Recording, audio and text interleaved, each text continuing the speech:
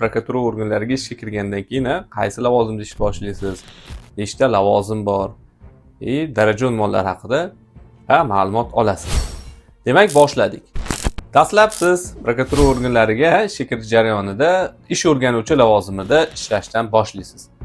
Ish o'rganuvchi lavozimi ikki xil bo'ladi, ya'ni oddiy ish o'rganuvchi va lavozimda ish o'rganuvchi. Ya'ni vakant lavozimlar bo'lsa, sizda masalan prokuror yordamchisi lavozimida ish o'rganuvchi yoki o'sha tuman yoki shahar prokuraturasi tergovchisi lavozimida ish o'rganuvchi lavozimidan ishni boshlaysiz.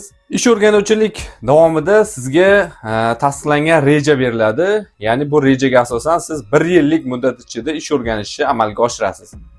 Bu reja ichiga nima kirishi mumkin? Deylik, 10 ta jinoyat ishi tergov qilish yoki 10 ta sud ishlarida qatnashish. Bu jinoiy bo'lishi mumkin, fuqarolik bo'lishi mumkin, ma'muriy bo'lishi mumkin.